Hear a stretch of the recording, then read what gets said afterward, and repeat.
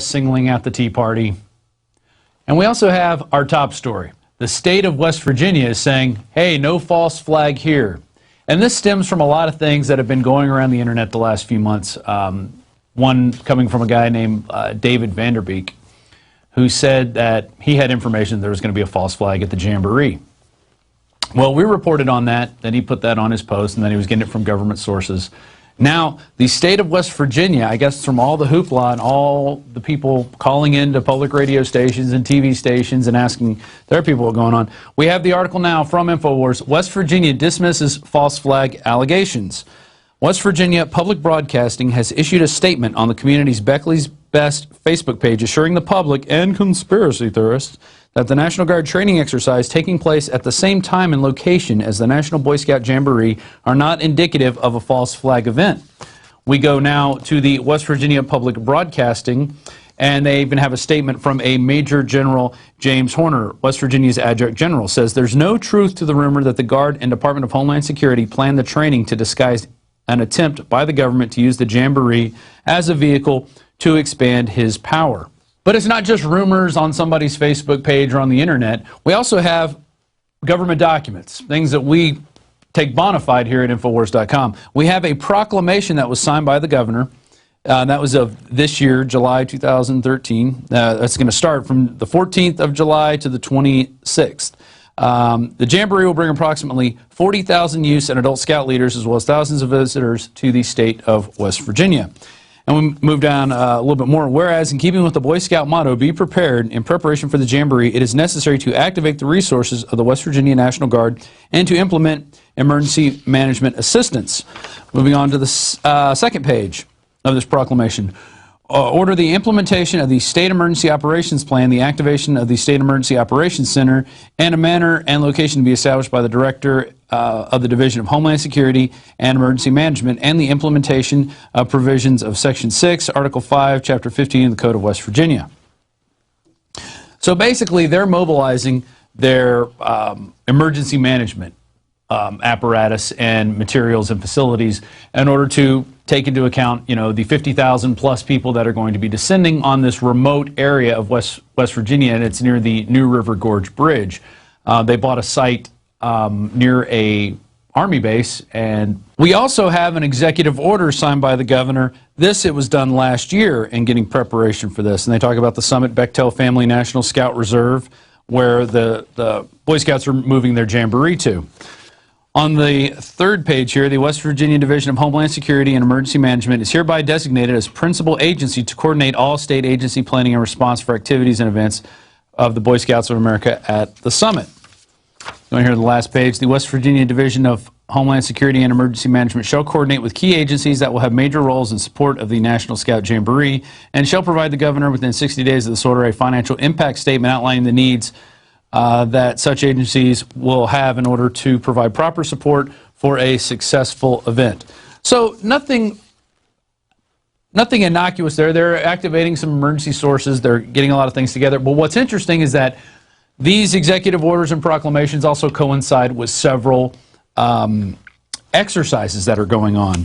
And I'm going to go to the exercises. Then I want to show you something else that appeared on the Beckley Facebook page. Now, this is reported by a local news agency. You have the Air Guard exercise, Century Storm, an Army exercise, Ridge Runner, and a disaster training and response exercise that we haven't given a specific name that is going on at the tunnel at Camp Dawson. And that was done by a National Guard member who gave us that, named Hoyer. He also expressed the state's main objective is to showcase the state's ability to provide military and national security training. According to a news release from the National Guard, training events for Century Storm began on Monday and will run through Friday and will include Air National Guard units from 5 states and the Army National Guard and Army Reserve units. But all this is taking place in an area where you're going to have about 50,000 Boy Scouts and their dads and other Boy Scoutmasters and auxiliary personnel descending on this mountain. You also have these major military exercises going on. So it could be used as cover for that, which is why you have people speaking out.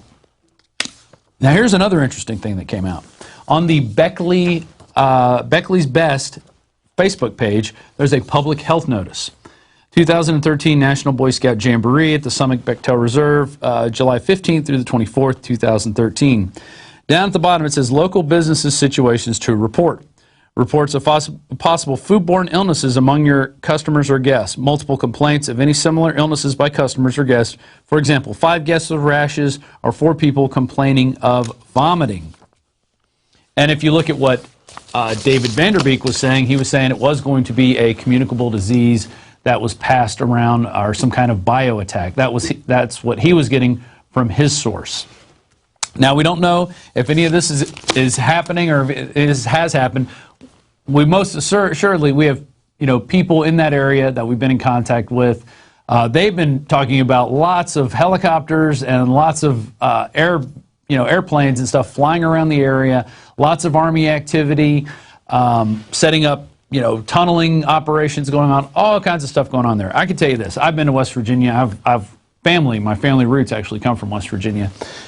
Many years ago, I was involved in a production at the Greenbrier Hotel, which is maybe about 40 miles east of this area. And this was a location that, in the event of a nuclear attack, the entire president, United States cabinet members were going to be evacuated to this hotel, which has a giant bomb shelter in the basement.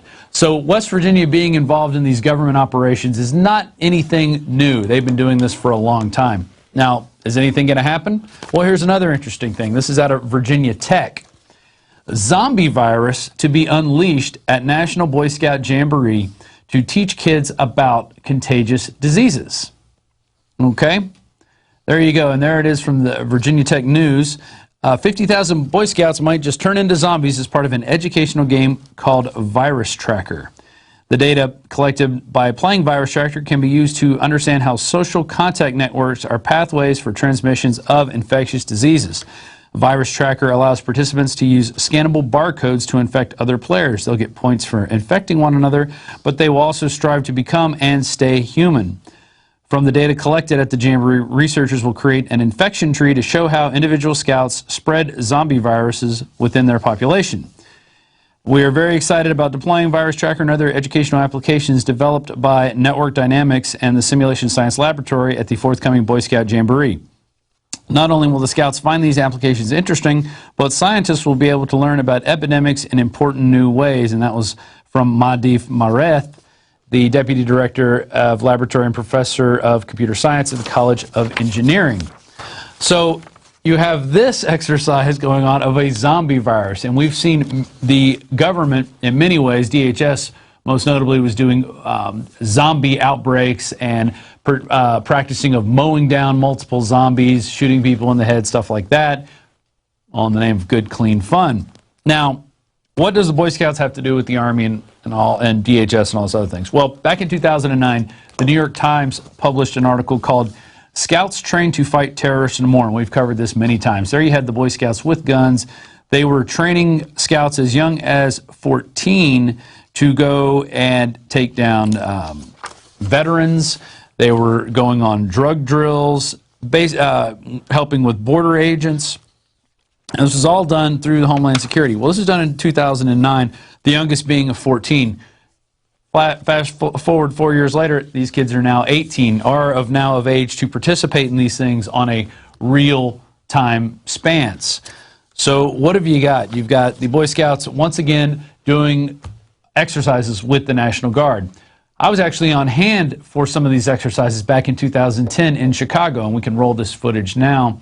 The Boy Scouts, and there's some of their shirts, as they were all their troop shirts, they were all actually being victims of a terrorist attack. They were being used as hostages in a bio situation. Here it is going toward, there you have the National Guard kicking in the doors as police training. But they were also using Polish soldiers, which we'll see some of that footage later. They kill the 2 terrorists, then they order everyone else to get their hands up, get on the ground. There they are, forcing them on the ground. And this white powder that you see in the screen, that was supposedly the biological agent, which I thought that was very interesting, that they're having the people put their hands and faces into the biological agent. Then they would lead them over to areas and count them off. They were shouting orders at them, ordering them to cover their faces. Later on, they go through a whole decontamination procedure. But there we go. There's a patch right there. It says BOA. That is the Bureau of Anti-Terrorism in Poland. That is their actual patch. So these guys were on hand for this exercise. And I have on tape, you can go watch Operation Vigilant Guard on the Alex Jones channel. Just do a search for that. And we have officials, emergency management officials in Chicago saying the Polish are only there as observers. They're not participating. Well, there they are participating. They were ordering students around at gunpoint, these Boy Scouts, using them, guarding them. They were actively participating in these exercises, throwing flashbang grenades and other such things. They were active participants. And for the Chicago emergency management official to lie directly to my face, and I asked him the question twice. I said, are you sure? Because we saw them participating in exercises earlier in the day. And he said, oh, no, no, no. They're just merely observers. So that's what you get. You get, there it is, Operation Vigilant Guard, and that was in 2010. It's in several parts because back then we can only upload 15 minutes of a time up to our YouTube channel. But there you can see that's actually Major Legiak there with one of our Army National Guard units. And they were doing all kinds of things. And at the very end, which is very interesting because we always hear people talk about these crisis actors. Well, the last exercise we went was a bio attack at a chemical plant, and it was funny enough, it was the chemical manufacturer that made the dispersant that they used in the BP oil disaster. They made lots of it. And they had people lined up. They had three or four makeup artists there putting on wounds on people in lots of different areas, fake blood, using all this stuff. And then they were put out in various locations. And then they did search and rescue and decontamination exercises with those people. But they had wounds so that they could doctor the wound and then bring these people out. But this kind of stuff does exist. They do these exercises ongoing. This is nothing new. But it's just an interesting dichotomy of the Boy Scouts being absorbed into the state, and it kind of has to go back to it goes back to President Obama's remarks at the time where he said we need a civilian national security force just as powerful, just as strong as our military forces to get through with the objectives that they've set, which is mainly go around and be a minder, set up communist minder brown shirt units, which is where we're going at this point. And so that is definitely something to be on the lookout for. It'll be interesting to see if anything happens or if anything doesn't happen. One thing is for certain, InfoWars has done its due diligence looking at this situation. We've brought out all the facts that we've seen at this point, the government documents, the proclamations by different public officials. So now it's waiting to see what will happen. If there was anything planned, I think by us shining light on it and others out there, they probably will have backed down on any plans. So let's hope nothing happens, because the Boy Scouts is, I think, a good organization. I was an Eagle Scout, actually. So I went through the whole thing many years, and I learned a lot. I learned a lot about how to take care of myself and how to be an asset instead of a liability. That was one thing we always talked about, is by learning different skills, whether it's first aid or how to read a compass or how to build a fire. You want to be an asset to your group, not a liability. And so that's all we're going to say on that. We'll see what happens.